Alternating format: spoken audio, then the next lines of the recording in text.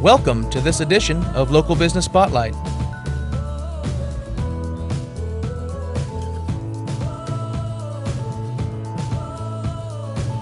Presented by Grand Splash Marketing in association with 360grandlake.com.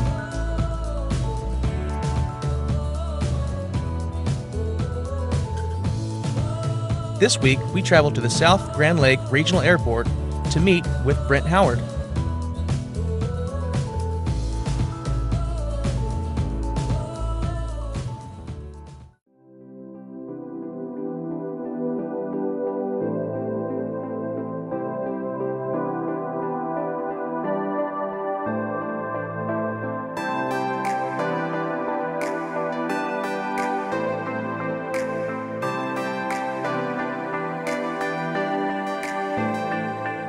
Brent Howard here, manager and chairman of the Airport Authority for South Grand Lake Airport. Well, the airport has a long history. Actually, I've got a picture of an airplane sitting on the ground in 1985, and you can see the grass and you can see cow patties sitting on the runway. So it was a very short runway, and there was like 4 pilots who liked to land their light aircraft here. And there was no amenities at all. They had a windsock, and that was about it. And if they came in late at night, well, they'd radio ahead, and we'd get a couple of pickup trucks and put them on each end of the runway so they'd have lights to land by. And that continued for a long time. There were several efforts to generate funds to improve the airport, but there wasn't much community support for it because they didn't realize the importance of it. So it kind of died there. In 2005, a group of us were talking about improving the economic impact of the area, and we came upon the idea of an airport. So that's been a long history, but we started off with paving a full mile of runway, 60 foot wide. Then we got runway lights, and then we built a terminal building so we'd have a place for pilots to come into, and then we developed hangar lots. And so then pilots saw the benefit of coming here, being close to the lake, and other features. So we started leasing hangars, and started off with 1, and then 3, and then 5. And this year we've leased 6 that will start construction pretty soon. So in the interim, airplanes need fuel, so we made arrangements to bring in a fuel farm. And we currently serve both jet and light aircraft, so we have 2 types of fuel. And so that brings in more traffic. We have some destination aircraft that will come, like we got one family that starts and stays in Florida, and they come to the lake to see their family, and then they go to New Hampshire for the rest of the year. So we do have some flyby. And then we have people who are on destination. We've had live flights come in and go into the hospital, picking up people to take to cancer center in Texas. So there's a whole plethora of things that take place. Part of the growth of the impact is from real estate. And I've seen on many occasions realtors take their car out of the ramp to meet an airplane. People get out, get in the car, and they go look for real estate. And they're buying it here because they're far away, but they got an airplane so they can fly in. One quick story, we had a couple flew in, unloading 4 little kids, just kind of stair-step, 3, 4, 5, 6. So I went out to visit with them and found out they were from Omaha, Nebraska. And they said they had family here, but all their kids, they couldn't drive down here. So now that we had the airport, well, they were going to fly in routinely. And then ultimately they wound up buying a lake place here. So the airport facilitated that economic activity. The other thing I might mention is the improvements are ongoing.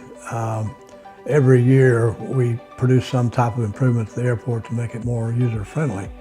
I mentioned that the airport's 60 foot wide, and starting in October we've got like a $4 million capital improvement that will take the airport a runway from 60 feet to 75 feet and a total overlay, which will make it even stronger.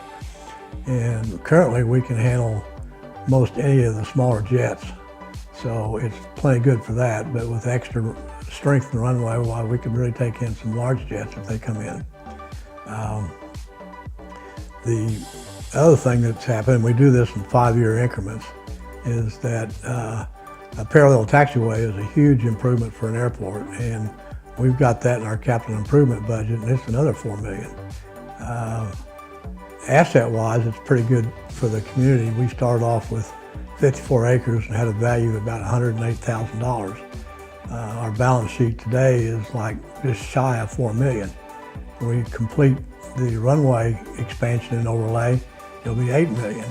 And when we get that parallel taxiway, it's going to go up to about 12 or 13 million. So those dollars invested, which are primarily from FAA grants, are providing more and more economic impact for the area. I say primarily from FAA grants because every time we make an improvement, the airport needs to raise 10%. So that $4 million runway improvement means that they expect us to come up with $400,000. And that's not a small piece of change. So the other thing about the airport that's so great is that the community has supported us. And so we have fundraisers and we have people who are regular sponsors of the airport because they see the value for them personally or have an interest in the lake improving. So that's what has enabled us to get to this point, because the airport per se doesn't really make any money. We have fuel sales and we lease hangar lots, but that basically takes care of our operating income expenses.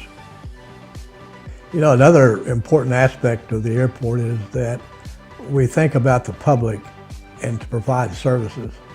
And it kind of works out to be a double deal, because if we bring people out here and provide them with events that they can enjoy at a very little or no cost, then that spreads the awareness of the airport, and therefore that spreads the word of what we do and also to potential people to come and use the airport. We have a very active schedule for public events. We're getting ready to put on Napa Nights on June 15th, and we'll probably have 200 or 300 people come. It's a wine tasting, heavy hors d'oeuvres, jazz trio, that type of thing. And then we also extend the opportunity to other entities, like the Chamber, for example, has their annual hook and cook-off out here every year. And that typically brings like 1,500 people. And then another thing real quick, the 4th of July, we have anywhere from 15 to 20 warbirds, vintage warbirds, the old T6s and helicopters and whatever. And that's open to the public. And so that typically will bring like around 2,000 people. And a lot of those are families with children looking for something to do. And they can come out and spend the day. We have food and pop and stuff if they want it. But basically they just get to come out to the airport and see those airplanes. So it provides some entertainment. You know, we have pancake breakfasts, we have hoedowns, we have all sorts of events. We'll have 5 or 6 a year, and they're all open to the public and very little cost. And so we're providing a community benefit, you know, in that regard. We have a flight school out here for people to learn to fly. And actually, the airport has come up with some money that we've donated for, and we just got through going through 5 different candidates to select a scholarship. And so that young lady, smart young lady, is going to be taking flight lessons out here.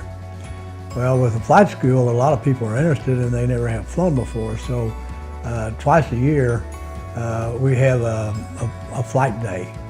And people can come out and, you know, 2, 3 people at a time in an airplane. They can take a short ride out over the lake and the dam and back in and see what it's like.